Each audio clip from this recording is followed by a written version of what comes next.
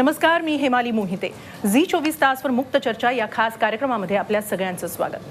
पुलवामा हल्ला झाला आणि त्यानंतर त्याच्या विरोधात भारतानं बालाकोटवर हल्ला चढवला आणि त्यानंतर भारतीय सैन्याबद्दल, भारतीय सैनिकांबद्दल संपूर्ण देशात आणि वातावरणामध्ये देशप्रेम ओतप्रोत भरून वाहू लागलं.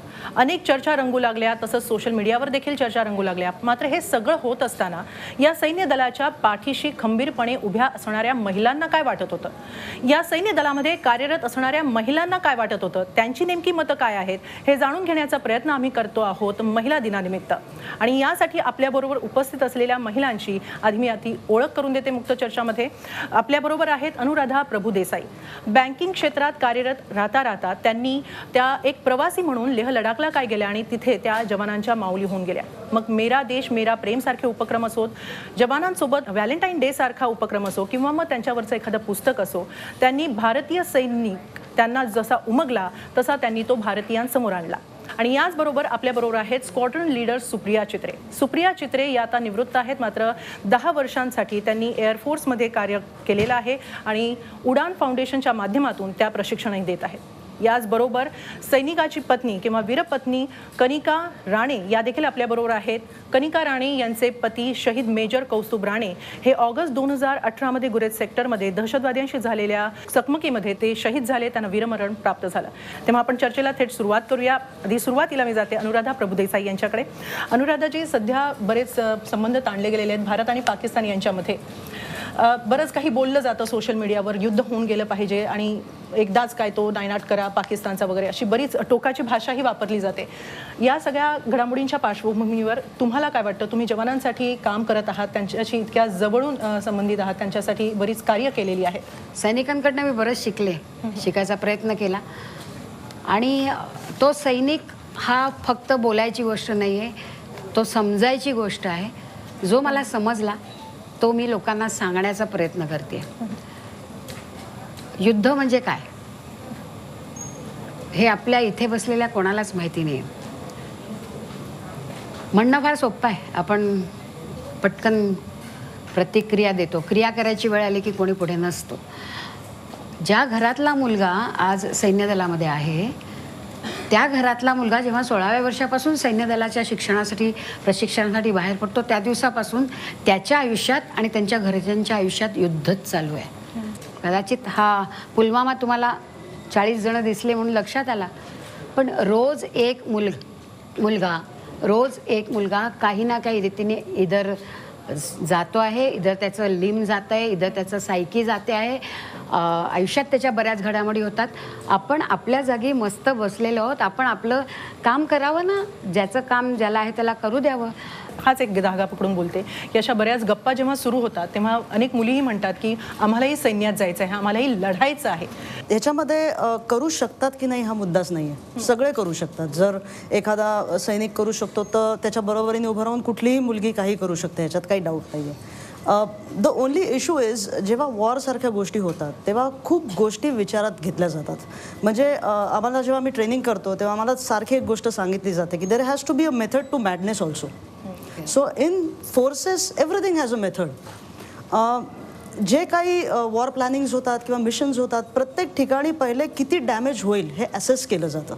And which is at a very higher level. एक स्ट्रॅटेजिक प्लॅनिंग आहे त्या सगळ्यासाठी. आणि म्हणून मला असं वाटतं की असा कोणी हा मुद्दा घेऊ नये की आम्ही केपेबल आहोत का नाही, किंवा it is simple, we would not like any of our soldier to be hurt. Kanikaji, तुमच्याकडे येते. म्हणजे जसं आता अनुराधा त्यांनी सांगितलं की तो जवान जो असतो त्याचं काय होईल हे त्याला माहीत नसतं किंवा त्याच्या घरच्यांनाही माहीत नसतं. सीमेवर लढणारा हा जवान आहे, त्याची दररोज मृत्यूशी झुंज सुरू असते. मग असा हा जवान एक साथीदार म्हणून निवडताना नेमका काय विचार होता? जेव्हा कौस्तुभने मला ॲक्च्युली आम्ही एकमेकाला 11 वर्ष झाली आम्ही एकमेकांना ओळखतो. आणि जेव्हा मी त्यांना पहिल्यांदा भेटले आणि जेव्हा आम्ही हे ठरवलं, म्हणजे एक प्रकारे we were dating at that time. तर जेव्हा आम्ही हे चालू होतं की हो लग्नापर्यंत आपलं हे पोचायला हवं, तेव्हापर्यंत पण त्यांचं आर्मीत जायचं ते काही ॲक्च्युली ॲट दॅट टाईम नव्हतं. म्हणजे त्यांनी मला जे काही सांगितलं त्याच्यावर. And when he join army, त्याच्यानंतर त्यांनी मला एकदा बसवून मला विचारलं की बघ, मी आता आर्मी जॉईन करणार आहे आणि आर्मीची लाईफ खूप वेगळी असते, लाईफस्टाईल खूप वेगळी असते आणि द काइंड ऑफ ज्या रिस्पॉन्सिबिलिटीज अँड ज्या चॅलेंजेस तुझ्यासमोर येतील ते बाकी एक नॉर्मल वाईफच्या समोर नाही येणार. तुला बऱ्याच अशा गोष्टी करायला लागतील ज्या that is actually beyond the call of a wife. तर तुला ते जमणार आहे का? आणि त्याच्यापेक्षाही सगळ्यात महत्त्वाचं की जर मला काही झालं तर तू स्वतःला सावरू शकतेस की नाही. तेव्हा खरं सांगू तर मला खूप भीती वाटली होती आणि मला प्रश्न पडला होता की खरंच काय करायला पाहिजे आणि कसं करायला पाहिजे. पण एक म्हणतात ना की प्रेम आंधळा असतो आणि सगळंच. तर तेव्हा मी हे ठरवलं होतं की काहीही झालं तरीही, कितीही दिवस असले तरीही ॲटलिस्ट तितके दिवस मी त्यांच्याबरोबर राहू शकते. अँड खरं सांगू तर त्यांनी मला खूप स्ट्रॉंग बनवलं आहे. हे आमचे 5 वर्ष झाली आता आमच्या लग्नाला. पण ॲज अ वाईफ तुम्हाला ज्या एक पत्नीच्या भूमिका जेव्हा तुम्हाला ते पार पाडायला लागतात तेव्हा फक्त तुम्हाला तुमचं नाही बघायचं असतं, तेव्हा तुम्हाला बाकीच्या लोकांचं पण बघायचं असतं, त्याच्या परिवाराचं बघायचं असतं आणि मुलांचं बघायचं असतं. युद्ध सुरू होतं तेव्हा घरातलं नेमकं वातावरण कसं असतं आणि तेव्हा तुमच्या मनात नेमकं काय चाललेलं असतं? जसं तुम्ही म्हणालात की आता कुटुंबातल्या बाकीच्यांनाही सांभाळावं लागतं. मग कुटुंबातल्या बाकीच्यांमध्ये आणि तुमच्यामध्ये कसा संवाद होतो? आम्ही सगळे एकमेकांना धैर्य देतो. म्हणजे आता युद्ध म्हणायला गेलो तर युद्ध ॲक्च्युली नाही आहे, पण एक प्रॉक्सी वॉर जे सुरू आहे आपल्या देशावर ती सुरू आहे आणि ती it's a never ending process. तर ही एक जे आमच्यासारख्या फॅमिलीजमध्ये जो एक टेन्शन असतो तो नेहमीच असतो. तेव्हा आम्ही एकमेकांना धैर्य देतो, एकमेकांना सपोर्ट करतो आणि त्याच्यातून पण एक हॅपी होम आम्हाला उभं करायला लागतो. कारण जेव्हा ते बॉर्डरवर आहेत आणि त्यांचा, मला असं वाटतं की त्यांचा फोकस फक्त त्यावेळेस त्या ठिकाणीवर असलं पाहिजे. त्यांचा जो कॉन्सन्ट्रेशन आहे ते फक्त त्यांच्या कामावर असलं पाहिजे. त्यांना हे पाठी नको की घरी काय चालू असेल, तिला त्रास होत असेल, याला आईला त्रास होत असेल, बाबांना त्रास होत असेल, तर ते आम्ही अवॉइड करतो की ते त्यांच्यापर्यंत पोहोचायला नको. त्यांचं काम सगळ्यात महत्त्वाचं आणि तेच सगळ्यात फार कठीण जात असेल, पण त्यांच्यासमोर इतकं हसत खेळत सामोरं जाणं. काही सहकारी आमचे इथे उपस्थित आहेत, त्या सहकाऱ्यांना देखील तुम्हाला काही प्रश्न विचारायचे. कनिका मॅम, तुम्ही इथे आज आमच्यासोबत आहात, आमच्या सगळ्यांसाठी हा गौरव आहे आणि मी माझ्या सर्व सहकाऱ्यांना विनंती करतो आपण सगळ्यांनी जोरदार टाळ्यांच्या कडकडाटामध्ये कनिका मॅमचं स्वागत करूया. सुप्रिया मॅम, आपला अभिमान आहेच आणि अनुराधाजी तुमच्यामुळं झी 24 तास भारतीय सैन्य दलाच्या परिवारात सामील झालं आहे आणि गेली काही वर्ष सातत्यानं धागा शौर्याचा राखी अभिमानाची आमचा जो उपक्रम आहे तो आपल्याचमुळं सुरू झाला, त्याकरता आपले आभार. थँक्यू. कनिका मॅम, मेजर साहेब आत्ता आपल्यामध्ये नाही आहेत, पण देशातला असा एकही माणूस नाही की ज्याला आज मेजर कौस्तुभ राणेंचं नाव माहिती नाही. खूप अभिमान वाटतो आम्हा सगळ्यांनाच त्यांचा. त्यांनी देशासाठी सर्वोच्च बलिदान दिलं आहे. आपण, आपला परिवार हे सगळेच आमच्याकरता हिरो आहात. आमच्याकडून तुम्हाला काय अपेक्षा आहेत किंवा तमाम देशभरातल्या शहीदांच्या कुटुंबियांना देशाकडनं काय अपेक्षा असतात, काय आमच्याकडनं तुम्हाला हवं आहे, प्लीज आज झी 24 तासच्या माध्यमातून आपण सांगा. आमच्या मनात फक्त एक हाच प्रश्न असतो की आता पुढे काय. मेन प्रश्न आमचा हाच असतो आणि कारण ते आमच्याबरोबर सतत आहेत हे आम्हाला माहिती आहे. जे काय करायचं आहे ते सगळं ते करून गेले आहेत. त्यांनी आम्हाला सशक्त केलाच आहे आणि आमच्या भविष्याचा पण पूर्ण काळजी करून गेले आहेत. पण मला असं वाटतं की तुमच्याकडनं माझी अपेक्षा, मी सगळ्यांबद्दल मी नाही सांगू शकत, त्यांच्या मनात काय ते मी नाही सांगू शकत, पण माझ्या मनात असं आहे की तुमच्याकडनं माझी फक्त ही अपेक्षा आहे की आता एक तर त्यांना एक रिस्पेक्ट द्या, एक त्यांची मेमरी सतत तुमच्या मनात ठेवा.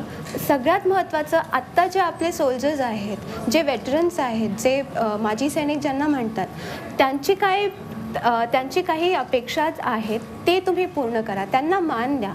त्यांच्याबद्दल कोणी काही बोललं तर त्यांना समजवा की आपले सैनिक तिकडे काय करतायत आणि कशा परिस्थितीत करतायत, त्याचा मान ठेवून आपण त्यांच्याशी वागलं पाहिजे. कारण सगळ्यात मोठी अपेक्षा ही आहे की तुम्ही त्यांच्या परिवाराचा एक परिवार व्हा. आता माझा एक मुलगा आहे, लहान 2 वर्षाचा आहे आणि माझी अशी अपेक्षा आहे त्याच्यासाठी की एक जो गॅप त्यांचा निर्माण झाला आहे तो कोणी पूर्ण करू शकत नाही. पण मी आता लोकांचा एक मोठा एक मोठा फॅमिली त्याच्यासाठी आता प्रिपेअर करायचं माझा विचार आहे. आणि त्यामुळे मी सगळीकडे जाते आणि सगळ्यांनाच सांगते की तुम्ही आता एक फॅमिली आहात त्याच्यासाठी. आणि त्याला कसं ते कौस्तुभ म्हणजे मेजर राणेचा जो मान आहे तो त्याच्यापर्यंत पोहोचला पाहिजे. त्याला असं नाही वाटायला पाहिजे कधीही की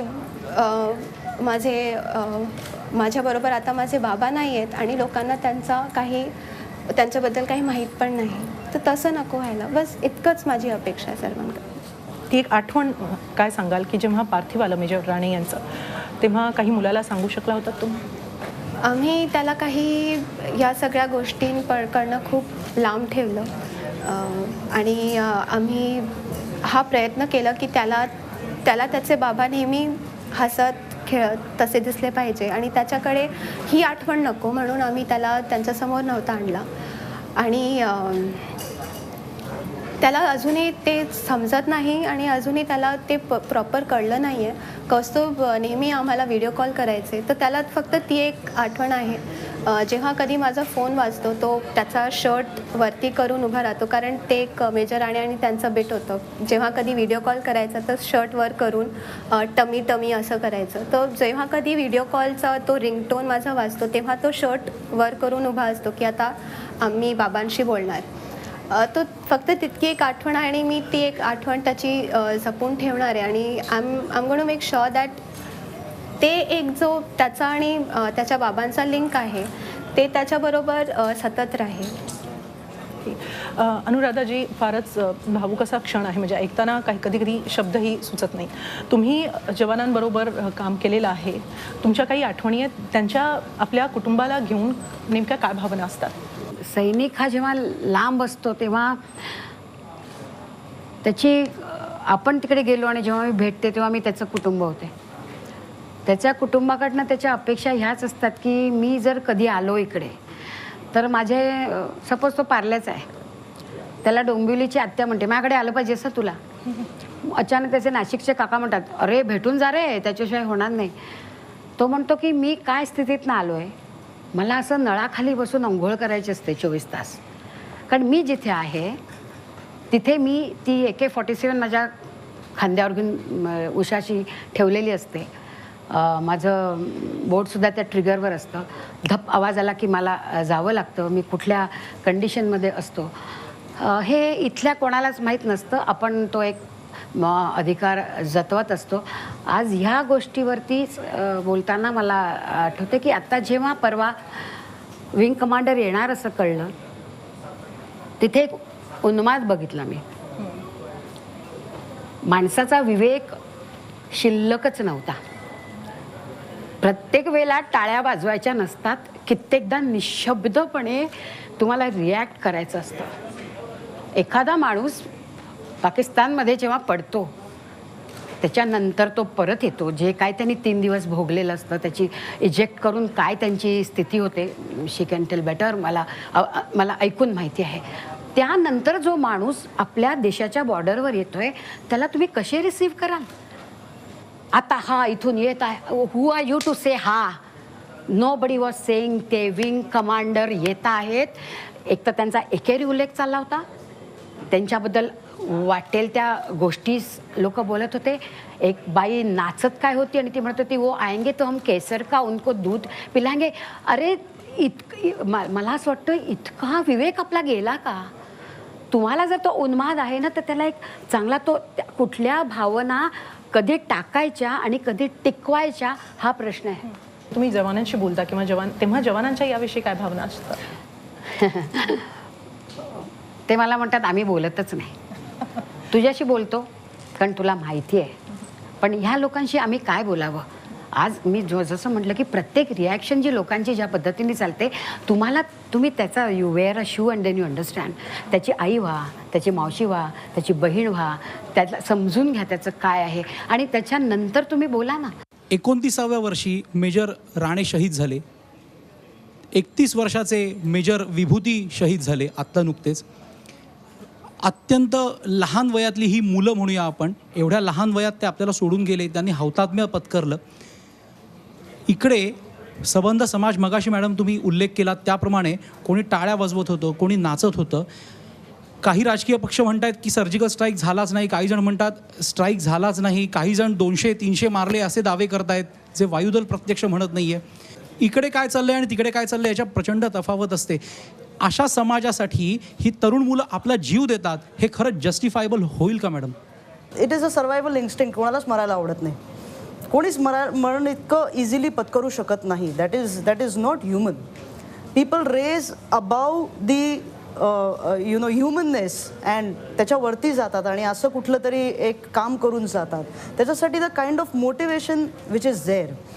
तुम्हाला असं वाटतं का की ते ह्या सगळ्या गोष्टींचा विचार पण करत असतील?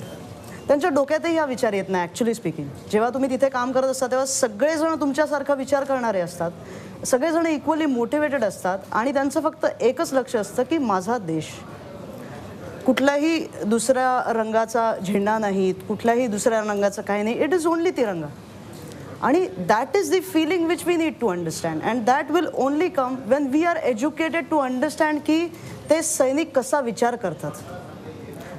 खूप असे चर्चासत्र झाले ज्याच्यामध्ये म्हणतात की सगळ्यांसाठी कंपल्सरी करूया का आर्मी ट्रेनिंग किंवा स्कूल्समध्ये आपण कंपल्सरी करूया का.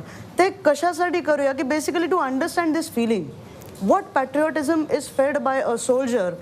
मे बी ते जर कोणाला समजलं तर मग बहुतेक असा प्रश्न डोक्यात येणार नाही की वेदर त्याचा विचार करत असेल का किंवा हे जस्टिफाईड आहे का. It is definitely beyond you and me to justify what kind of feeling it is. माझा प्रश्न असा होता की आपण थोडक्यात या सैनिकांना आपण न्याय देतोय का? म्हणजे हे जे हौतात्म्य आहे ह्याला आपण न्याय देतोय का आपण समाज तुम्ही हौतात्म्य हा शब्द सातत्याने घेतायत. मला एक सांगा, जो सर्व्हिंग सोल्जर आहे त्याच्या काय भावना आहेत? आपल्याला फक्त लक्षात हा शब्द सातत्याने प्रत्येकजण शहीद हा शब्द इतका बेमालून वापरत असतो. सैनिक अरे तुम्ही आणि आम्ही पण जाणारच आहेत ना. त्याचं कॉज आहे ना, त्यामुळे तो शहीद होतो. कशासाठी त्याचं मरण तो आणि सैनिक हा जाताना ना 16व्या वर्षी जेव्हा 19 वर्ष NDAतनं बाहेर पडतो किंवा तो एक ओथ घेतो की मला जिथे मिळेल तिथे मी भूमी आकाश पाण्यावरती काम करेल, चाहे उसके लिए मुझे मेरी जिंदगी भी बलिदान करनी पडे. त्यांची जी ओथ आहे and they believe in the oath, ती त्यांची वृत्ती बनते आणि त्या वृत्तीने ते पुढे जातात. नाहीतर आज समोर मृत्यू दिसत असताना त्याच्यामध्ये पाय घालून जाणं याच्यासारखं धैर्य दुसरं असू शकत नाही. पण तो जो मृत्यूचा विचार आहे ना, ते आपल्यासारखी माणसं ज्यांचं जगण्यावर प्रेम आहे ना, ते सातत्याने करतात. म्हणून आम्ही पुढे जायचं की नाही, गाडी अडकली तर आता मरू की काय, वरती विमान जेव्हा ते टर्ब्युलन्स होतं तेव्हा राम राम राम राम म्हणतात, कारण पडू की काय. कारण आम्ही सतत ना तो मृत्यू दुसऱ्यांसाठी, माझ्यासाठी नाही, इतकं जीवनावर प्रेम करणारी माणसं आहेत. ही माणसं क्षणावर प्रेम करतात. प्रत्येक क्षण हे त्यांच्या अस्तित्वाचं गीत आहे आणि म्हणून ते त्याचा सोहळा करत असतात. मृत्यू ही त्यांच्या विचारातलीच गोष्ट नाही. आया तो देखा जाएगा, अरे उसके भी हात में हात डाल के जाएंगे, त्याचं एवढं त्यांना वाटत नाही. माझं म्हणणं असं असतं की त्यांच्या हौतात्म्याचाही आपण सोहळा करू नये. त्यांच्या कशाचंच त्यांचा तुम्ही विचार करू नका. सैनिक हा आपल्यासाठी जेव्हा त्या बॉर्डर्स सोडून इकडे येईल तेव्हा तुमचं आमचं काय होईल याचा विचार करा. You are not aware what is going on the border. I had been to LOC. जेव्हा LOCवर मी चालत होते आणि फक्त त्या किर्र काळोखात माझा हात धरलेला सैनिक, हात स्पर्श होता, मला बाकी काहीही दिसत नव्हतं, पण त्याचा तो हात जी मला एक प्रेरणा देत होता, त्याचं अस्तित्व मला सांगत होतं, मी आहे बाई, तू चाल माझ्या मागे, मी तुला सांभाळतो काय झालं तरी. हा विचारही आपल्याला कोणा, देर is a line of control for them. त्यांना संस्कार दिले आहेत कधी बंदूक चालवायची, आणि शिक्षण दिलेलं असतं ते वाटेल तेव्हा बंदूक चालवतात. देर इज अ डिफरन्स बिटवीन संस्कार आणि शिक्षण. हा सैनिक समजून घ्यावं. हल्ली मला लोक सांगतात, मावशी आमच्यासाठी काहीच करू नको, हा समाजाचा स्तर सुधार, या टेक्स्चर सुधार, पोत, व्हेरी फ्रँकली पोत सुधार. हा सुधारण्यासाठी तुम्ही ॲज अ मीडिया काय करणार मला सांगा. ज्यावेळी सैनिकांच्या कारवायांबाबत किंवा त्यांच्या म्हणजे शहीद म्हणून एक राजकारण केलं जातं त्यावेळी, आणि समाज माध्यमांमध्ये ज्या वेगवेगळ्या पोस्ट टाकल्या जातात त्यावेळी एक शहीदाची पत्नी म्हणून तुमच्या मनात काय भावना येतात? आणि माझा दुसरा प्रश्न, एका महिला अधिकाऱ्याचं जे ट्रेनिंग असतं ते किती खडतर असतं आणि पुरुष उमेदवार किंवा पुरुष सैनिकांप्रमाणेच असतं का? हा सगळा जो प्रकार असतो जेव्हा लोक म्हणजे अगदी वल्चरसारखे अशा इन्सिडेंट्सवर तुटून पडतात त्यांच्या स्वतःसाठी स्वतःच्या बेनिफिटसाठी त्या इन्सिडेंटमधनं मला काय काढता येईल.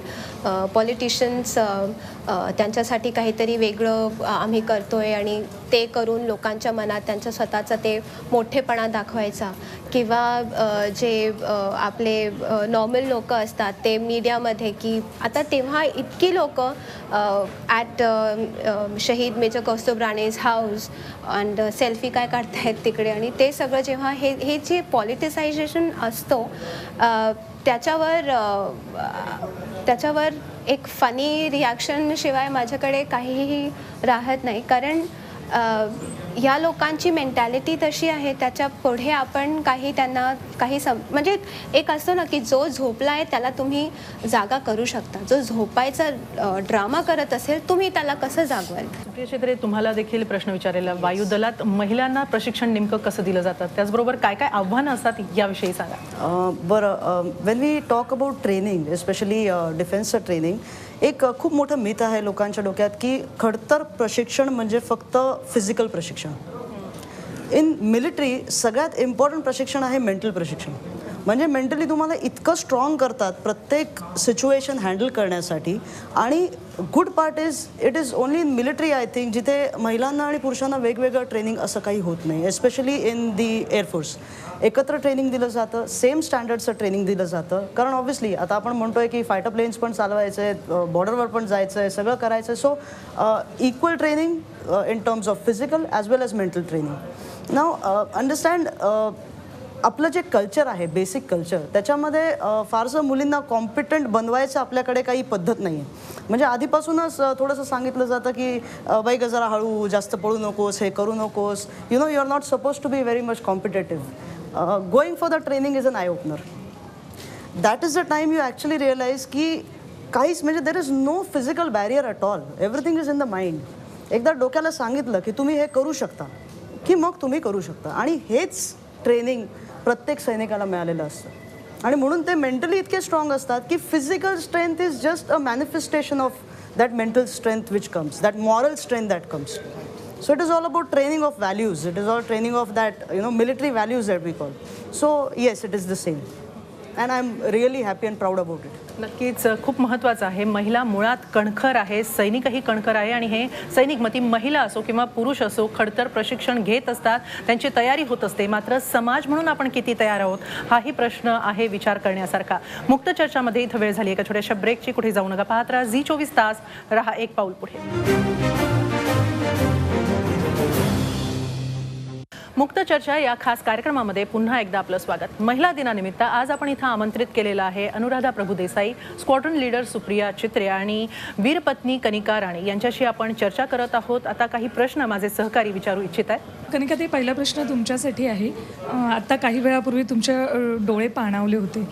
अशी परिस्थिती जेव्हा मुलापुढे येते त्यावेळेला त्याला तुम्ही काय उत्तर देता? आणि दुसरा प्रश्न असा होता की जर काही वर्षानंतर त्यांनी या क्षेत्रात जायचा निर्णय घेतला तर तुमची त्यावेळेला काय प्रतिक्रिया असेल?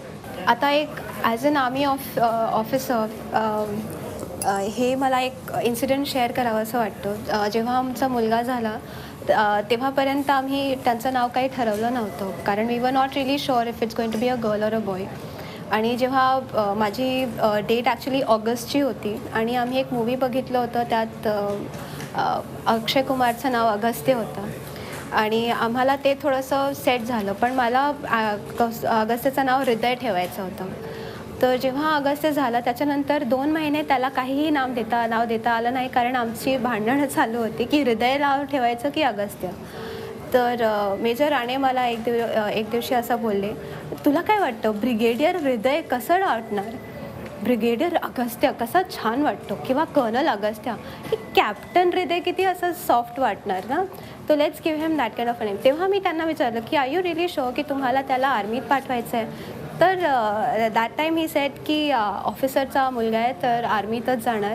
पण नंतर हळूहळू जसं जसं ते टाईमपास होता गेला तेव्हा तसं तसं त्यांच्या मनात असं होतं की त्याला जे काय म्हणजे जे काय व्हायचं असेल आपण त्याला सपोर्ट करू, आणि ते अजूनही माझं आहे. हे सगळं झाल्यानंतर मला त्याच्यावर कोणताही आणि कसलाही प्रेशर टाकायचं नाही आहे की तू मेजर कौस्तुभ राणेंचा मुलगा आहे त्यामुळे तुला आता आर्मीतच जॉईन करायला पाहिजे आणि तुला काहीतरी तेच करायला पाहिजे. नाही, तो तितकाच फ्री आहे आणि त्याच्यासाठी तितकीच फ्रीडम आहे जितकी एक कोणत्याही नॉर्मल मुलासाठी असते. आता coming to your first question, एक आर्मी वाईफ म्हणून आम्हाला बऱ्याचशा गोष्टी एक सबकॉन्शियसली माहीत असतात की असं काही घडू शकतं किंवा असं काही होऊ शकतं. आणि तेव्हा आम्हाला आणि मला स्पेशली आता अगस्त्यसाठी एक एक्झाम्पल म्हणून म्हणा किंवा त्याला एक नॉर्मल लाईफ द्यायची आहे हे म्हणा, जर मी रडत बसले त्याच्यासमोर तर त्याच्या मनात मला वाटतं एक हेट येईल आर्मीसाठी, कंट्रीसाठी. आर्मीसाठी यामुळे की बाबा त्याच्यात होते, कंट्रीसाठी यामुळे कारण कंट्रीसाठी त्यांनी ते केलं, तर मला ते नको आहे. तर त्यामुळे त्याच्यासमोर मी कधीही ते करत नाही. आणि घरात पण मी खूप एक हॅपी ॲटमॉस्फिअर ठेवायचा प्रयत्न करते जितकं मला जमतं तितकं. या देशातल्या तरुण पिढीने सैनिकांसाठी नव्यानं काय करायला पाहिजे असं तुम्हाला वाटतं? नवीन पिढीला म्हणजे माझं आता गेल्या 14 वर्षात गुजरातमधले असो, विशाखापट्टणमचे असो, महाराष्ट्राच्या इंटिरियरमधले असो, गोवामधले असो, प्रेझेंटेशन्स जी मी देते युवकांसमोर, तेव्हा मला प्रत्येक वेळेला जाणवत गेलं की अतिशय सुबुद्ध, शार्प आणि हुशार पिढी आपली, तरुणांची पिढी अतिशय हुशार आहे. हे सगळे ना म्हणजे लाईक स्पॉन्ज आहेत. तुम्ही त्यांना जर त्याच्यामध्ये डुबवलं ना एखाद्या विचारामध्ये तर ते ॲब्सॉर्ब करण्याची क्षमता त्यांच्यामध्ये आहे. प्रश्न हा आहे की त्या मुलांना आम्ही काय दिशा देतो, त्यांच्यासमोर आम्ही काय मॉडेल उभे करतो, त्यांच्यासमोर आम्हाला म्हणजे मी आणि देश ही सीमा आपण पुसून टाकूया ना. मी जे करते आहे ते म्हणजे देशाचंच काम आहे, ही इतकं सिम्पल आहे. तर हे जेव्हा त्या मुलांना म्हणजे मी बघते त्या मुलांमध्ये की ते मला विचारतात मग आम्ही काय करू, मग मी त्यांना सांगते की आपण सध्या 4 गोष्टी करूया. डिसिप्लिन, डेडिकेशन, डिव्होशन, डिटर्मिनेशन, जे 4 Ds मी सैन्यदलात बघितले. करेज, कमिटमेंट, कन्व्हिक्शन, जे 3 Cs मी त्या सैन्यदलामध्ये बघितले ते आपण आपल्यात इम्बाईब करू. आणि अजून एक D मी बघितला, दिमाग में डाल देना है. डाल दो भैया दिमाग में. जसं मॅडमनी सांगितलं की शेवटी एव्हरीथिंग मॅटर्स. मला एक मुलगा भेटला जो 76 तास एका ठिकाणी उभा होता कारण त्याचा बडी आजारी होता. आणि मी द्रासहून कारगिलला गेले, विजय दिन सोहळा केला, परत कारगिलला राहिले, परत द्रासला आले. तर जेव्हा मला त्याच ब्रिजवर भेटला 20-22 वर्षाचा मुलगा, तेव्हा मी त्याला म्हटलं वापस आहे. तो बोललो मैं गया कहाँ था, मैं यही था. म्हटलं तू इतका वेळ उभा राहिला. तेव्हा तो बोला उसमें क्या मैम दिमाग में डाल दिया है, कैसे कर लेते हो ये सब.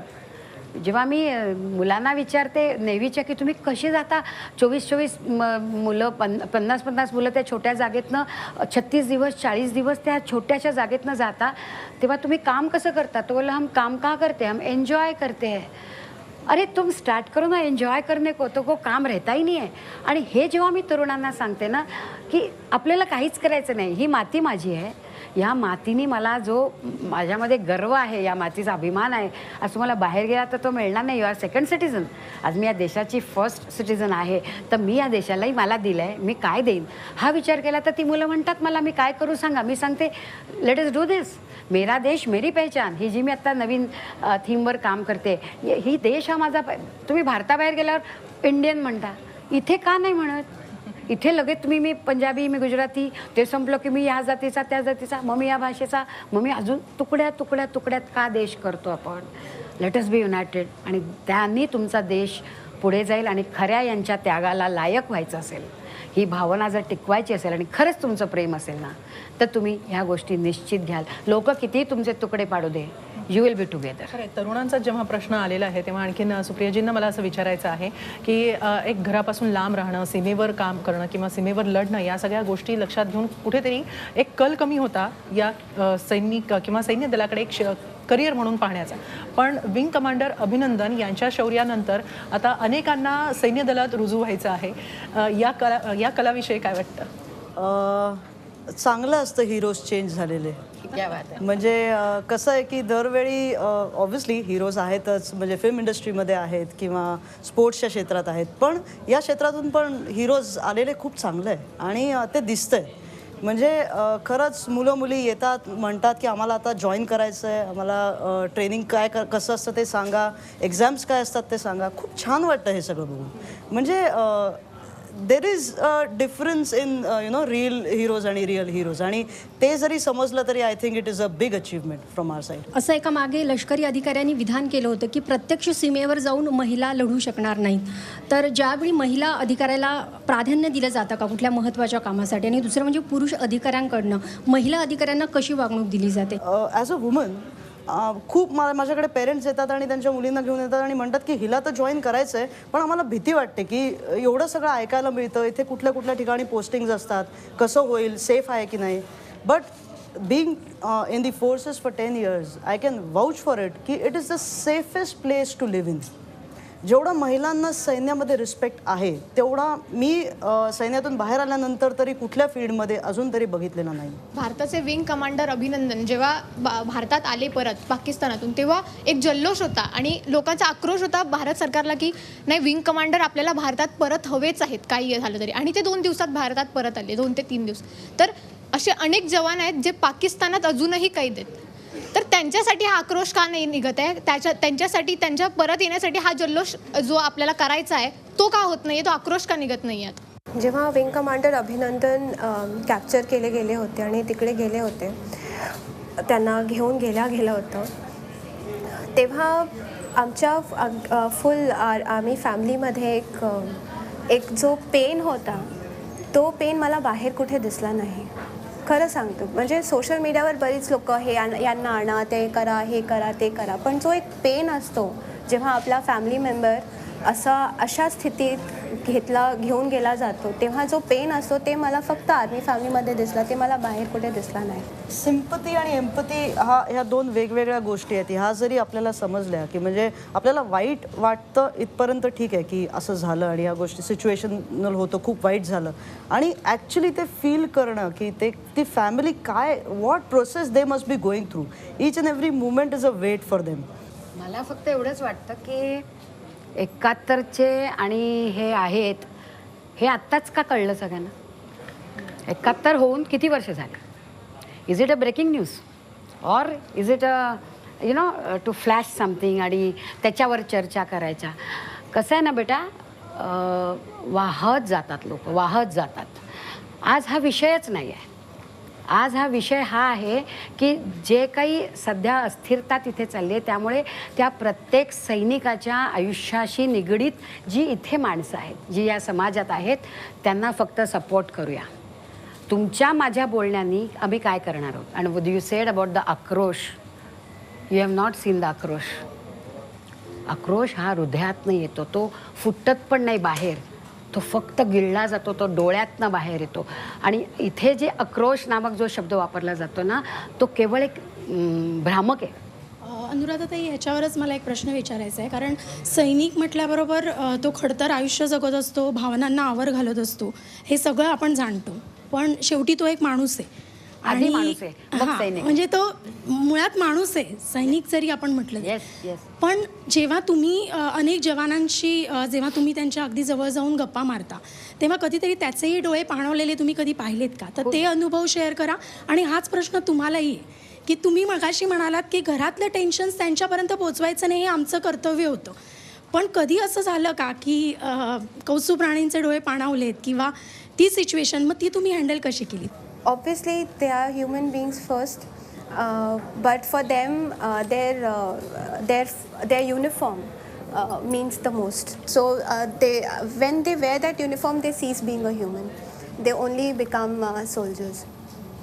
तर अशा वेळेस जेव्हा त्यांना आमच्यातून म्हणजे आम्हाला सोडून जायचं असतं किंवा त्यांच्या मुलाला सोडून जायचं असतं, तेव्हा ऑब्व्हियसली एक इमोशनल तो त्यांच्यामध्ये येतो की मी काय करतो आहे आणि कशासाठी. आता एक याचमुळे मला वाटतं की एक इन्सिडेंट मी शेअर करते.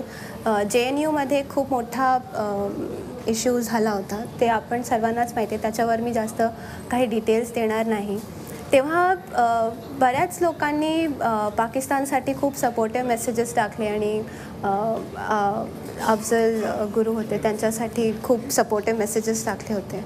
तेव्हा त्यांचे डोळे पाण्याने भरले होते. तेव्हा त्यांनी मला आणि त्यांच्या जे सिव्हिलमध्ये मित्र आहेत किंवा त्यांचे जे असे फ्रेंड्स आहेत ज्या एजमध्ये त्यांच्यापेक्षा जरा लहान आहेत, 25-20 वर्षाचे होते, तेव्हा त्यांना प्रश्न विचारलं की तुम्हाला हे सगळं म्हणजे तुमच्या डोक्यात हे सगळं येतं पण कसं? म्हणजे मी कोणासाठी हे सगळं, जेव्हा मी तिकडे जातो, जेव्हा मी तिकडे उभा राहतो, 40-40 kgचं वजन घेऊन मी रात्री रेकी करतो, हे सगळं मी कोणासाठी करतो? यांच्यासाठी. यांना माझी काही व्हॅल्यू नाही आहे. त्यांना जास्त व्हॅल्यू ते अशा लोकांची आहे ज्यांनी इंडियावर म्हणजे ओपनली वॉर डिक्लेअर केला आहे, ज्या हे सगळं एक्सेप्ट करायला पण त्यांना एक थोडंसंही प्रॉब्लेम वाटत नाही आणि सगळ्यांसमोर जाऊन करतात हा टेररिस्ट अटॅक मी केला. म्हणजे ते डिक्लेअर करताना ते एक्सेप्ट करतात. तुम्हाला त्या लोकांना सपोर्ट करायला जमतं. आणि जेव्हा सोल्जर्स काश्मीरमध्ये स्वतःची प्रोटेक्शनसाठी एक स्टोन पेल्टरला जीपच्या समोर बांधून, कारण त्या ऑफिसरला 10 जवानांची प्रोटेक्ट करायचं आहे, तेव्हा तुम्ही त्यांच्यावर जितके असू शकतात तितकं तुम्ही त्यांच्यावर प्रॉब्लेम्स क्रिएट करायला तयार होता. तुम्हाला हे जमतं कसं? तर तेव्हा त्यांच्या डोळ्यात जो पाणी होतं तो मी काहीही केलं तरीही मी ते I could not stop it, I could not avoid it. I can take care of the fact when he gets emotional when he leaves the house, but how do I take care of the fact when he gets emotional because of the way our generation and our people behave with the Indian Armed Forces? यांनी तर बिहेवियरचं ते तर सगळ्यांच्याच डोळ्यात पाणी आणण्यासारखंच काम आहे. फक्त त्यांच्या डोळ्यातलं पाणी ते अडवू शकतात, हे त्यांचा मोठेपणा युनिफॉर्म मुलांचा. त्यांच्या आता माणूस आपण जनरली म्हणतो ना, अरे शेवटी माणूस आहे. तर माणूस कसं की माझा एक मेजर आहे आणि तो सियाचीनला होता आणि सियाचीनमध्ये जेव्हा अव्हलॉन्च झालं तेव्हा त्याला कळलं की 4 माणसं गाडली गेली. He was on 17,000 feet.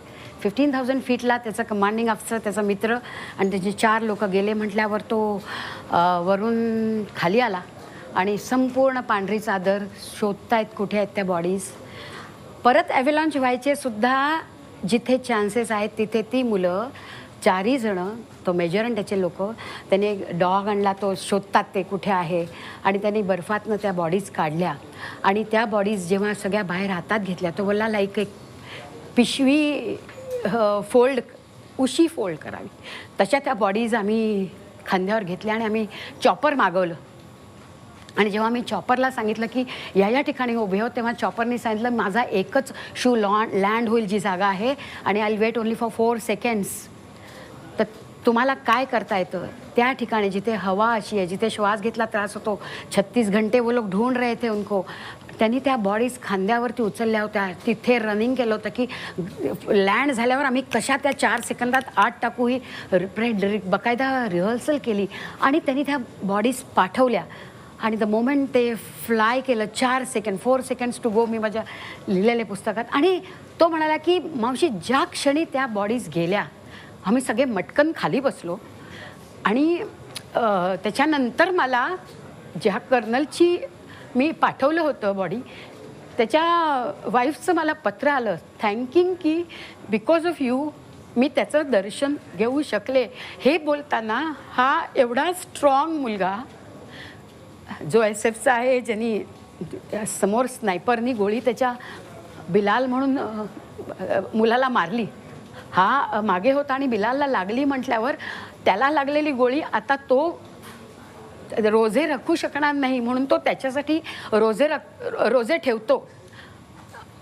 त्या मुलाला जेव्हा मी त्यांनी सांगितलं त्या बायकोचं मला पत्र आलं आणि तो ढसाढसा बिलालच्या आठवणींनी आणि रडतो, तेव्हा आपल्याला कळतं की ही मुलं त्यांची इमोशन्स किती स्ट्रॉंगली अडवतात.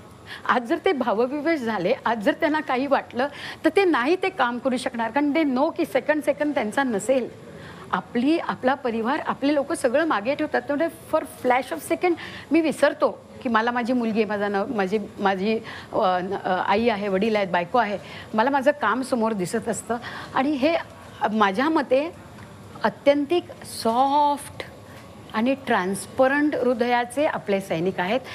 त्यांच्या अंगावर त्यांनी झूल कठोरपणाची पांघरली आहे. मला वाटतं आपल्या समाजातही एवढे सॉफ्ट हार्टेड माणसं नाहीत. असते ना तर आज समाजाचं हे रूप झालं नसतं. Let us B wonderful people. This is a way of life, तो त्यांचा वे ऑफ लाईफ आहे. त्यातलं एक पान आपण घेतलं ना तर आपण सुंदर समाज निर्माण करूया. They are wonderful people, they are wonderful. नक्की खरं आहे तुम्ही जसं म्हणालात की आम्हाला सैनिकांचा अभिमान वाटतो, पण त्या सैनिकांना आमचा अभिमान वाटतो का, तसे आपण खरोखरच आहोत का, या दृष्टीनं विचार करायला हवा आपण. महिला दिनाच्या पार्श्वभूमीवर आज असं जाहीर करण्यात आलं आहे की वायुदलापाठोपाठ आता आर्मी आणि नेव्हीमध्येही महिलांना पूर्ण कमिशन मिळणार आहे. तर या निर्णयाबद्दल तुमची प्रतिक्रिया काय? खूपच वेटेड डिसिजन आहे. It has been awaited since the women force has been inducted in the armed forces. आणि खूपच चांगला डिसिजन. आणि I am sure everyone is going to be very happy with this, because एवढी मेहनत केल्यानंतर, arm फोर्सेसचा uniform घातल्यानंतर, मग when you have to hang the uniform, मला असं वाटतं दॅट डे इज खरंच सासरी गेल्यासारखं फिलिंग असतं. Because I have hung my uniform, I know how it feels. I have left my people there and obviously because I was a short service commission officer. So I am sure जे आता आहेत, ज्या सर्व करतायत, त्यांच्यासाठी it is a wonderful opportunity. Now they will be able to serve for a longer time. आणि जे त्यांना ट्रेनिंग मिळालं त्याचा खरंच फायदा होईल throughout their lifes. I think wonderful decision आणि अ वेलकम डिसिजन. एक सांगू ना की आपण आत्ता समाजाचा विचार करत होतो तेव्हा ह्या ज्या पेरेंट्स आहेत ना त्यांना काही ट्रेनिंग नसतं ते, किंवा त्यांच्या वाईफ्सना काही ट्रेनिंग नाही. आमच्या मुलांना स्ट्रॉंग बनवलेलं ट्रेनिंग आहे. पण ह्या ज्या त्यांचे पेरेंट्स आहेत, ह्या त्यांच्या वाईफ्स आहेत, त्या इतक्या स्ट्रॉंग होतात की एका आईने मुलाला असं पत्र लिहिलं होतं की बाळा, तू हा युनिफॉर्म तुझ्या आवडीने तू घातलेला आहेस आणि तो युनिफॉर्म तुझ्याच इच्छेने तुझ्या अंगावरनं निघेल ही तू काळजी घे. तुझा क्षात्रधर्म तू जो निवडलेला आहे त्या क्षात्रधर्मामध्ये कधीही चूक करू नको. तुझ्या भावभावना, तुझे संसार ह्या गोष्टी आणू नकोस. तुझा क्षात्रधर्म निभाव आणि जेव्हा तुला वाटेल तेव्हा ती वर्दी तुझ्या हाताने तू काढशील, दुसरे काढणार नाहीत याची तू काळजी घे. नक्कीच आहे. महिला दिनाच्याच निमित्ताने हा असा एक प्रश्न आहे. कनिकाजी तुमच्याकडे येते. स्वाती महाडिक असो, गौरी महाडिक असो, त्यांनी त्यांच्या पती शहीद झाल्यानंतर त्यांनी सैन्य दलात जाण्याचा निर्णय घेतला. अनेक वीरपत्नींना बरंच काही करायचं असतं. काय सांगाल तुम्ही वीरपत्नी म्हणून इतर वीरपत्नींना? मला खूप अभिमान वाटतो की मी गौरी महाडिक त्यांना भेटले. त्यांच्यासारखी स्ट्रॉंग लेडी मी कधी बघितली नाही आहे. त्या खरंच खूप स्ट्रॉंग आहे आणि मला खूप प्राऊड फील होतो त्यांच्याबद्दल. आणि अशा ज्या आर्मी वाईफ्स असतात, ज्या त्यांच्या हजबंडच्या नंतर युनिफॉर्म वेअर करायचं तो एक स्ट्रेंथ आपल्यात आणतात, त्या खूप त्यांची स्ट्रेंथच वेगळी असते. कारण त्यांना माहिती आहे की आर्मीने त्यांचा जो खराच खूप महत्त्वाचा व्यक्ती होता ते घेतला आहे आणि तेव्हाच त्या ऑर्गनायझेशन बरोबर परत काम करायचं म्हणजे तो एक धाडस जो असतो तो फक्त एक वीरपत्नीकडेच असतो. आणि आताही मी एक हे म्हणते की this is again an insensitivity. It's a result of an insensitivity जे वीरपत्नी वॉर विडोजला मिळते गव्हर्मेंटतर्फे आणि आपल्या पॉलिटिशियन्सतर्फे. का फक्त आर्मीच एक पर्याय असतो यांच्यासाठी? त्यांच्यासाठी दुसरे पर्याय का नाही आहेत? सगळ्यांना काय ते जमतं का आर्मीत जॉईन व्हायचं? कारण काही लोकांना लहान मुलं असतात किंवा त्यांना काहीतरी प्रॉब्लेम असेल किंवा त्यांना नसेल इच्छा, तर त्यांची ती इच्छा आपण मान्य केली पाहिजे की नाही? गव्हर्नमेंटने त्यांच्यासाठी काही केलं पाहिजे की नाही? आज आपल्या देशात वीरपत्नी, वीर नारींची संख्या वर्ल्डमध्ये सगळ्यात जास्त आहे आणि आपण तरी म्हणतो की we are not at war आणि त्यांच्यासाठी पॉलिसीसुद्धा नाही आहेत. एक जॉबची पॉलिसी सेंट्रल गव्हर्नमेंटतर्फे there is no policy like that. प्रत्येक सेंट्रल गव्हर्नमेंटने ते त्यांच्या स्टेट गव्हर्नमेंटवर ढकललं आहे, स्टेट गव्हर्नमेंटने ते त्यांच्या जे ब्युरोक्रॅट्स आहेत त्यांच्यावर ढकललं आहे. कोणीही तो एक स्वतःहून करायला कोणी तयार नाही आहे. आता महाराष्ट्र गव्हर्नमेंटमध्ये C&D कॅटेगरीचे जॉब फक्त ते अवेलेबल आहेत.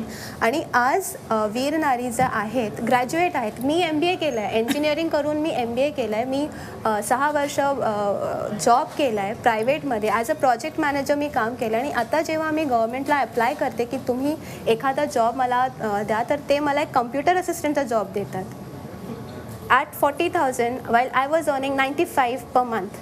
They are giving me 40,000 salary when they know की मी MBA केलेलं आहे आणि मी एक कम्प्युटर सायन्स इंजिनियर आहे. त्या बायकांचा कसं होत असेल ज्यांनी ग्रॅज्युएशन केलं आहे किंवा ग्रॅज्युएशनसुद्धा नाही केलं आहे, त्यांच्यासाठी काय.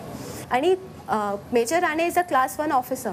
जर तुम्ही त्यांच्या जागी मला एक जॉब ऑफर करताय तर त्या लेवलचं असलं पाहिजे की नाही, की तुम्ही मला क्लर्कच्या जॉबमध्ये बसवणार आणि तुम्ही मोकळे झालात की आम्ही केलं आहे, आम्हाला जे करायचं होतं ते केलं आहे. तर ती एक रिस्पॉन्सिबिलिटी घेतली पाहिजे.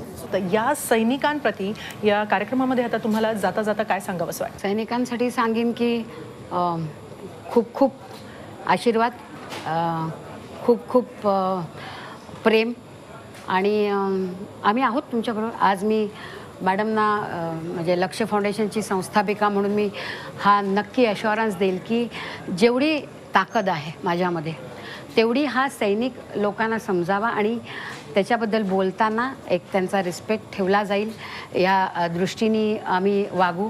आम्ही त्यांच्याशी मैत्री करू आणि आम्ही हे मनात नेहमी ठेवू की तो दूर सीमेवर उभा झुंज देत वादळ वाऱ्यात, आम्ही मात्र मस्त मजेत आमच्या उबदार घरट्यात. तुझा प्रवास फार खडतर मित्रा, भरारी उंच तुझी, मैत्रीच्या या धाग्याने खास आठवण जपली तुझी. आणि आपण त्यांच्याशी मैत्री करून त्यांची आठवण जपूया आणि ती सातत्याने जपूया, त्यात खंड नको पाडूया. खूप खूप धन्यवाद अनुराधाजी आणि सुप्रियाताई, तसंच कनिकाताई, तुमचे देखील खूप खूप धन्यवाद. या मुक्त चर्चेमध्ये तुम्ही सहभागी झालात आणि आम्हाला तुमचे विचार ऐकायला मिळाले यासाठी खूप खूप धन्यवाद. मुक्त चर्चा या कार्यक्रमामध्ये आज इथंच थांबूया. ताज्या बातम्यांसाठी पाहत राहा झी 24 तास. रहा एक पाऊल पुढे.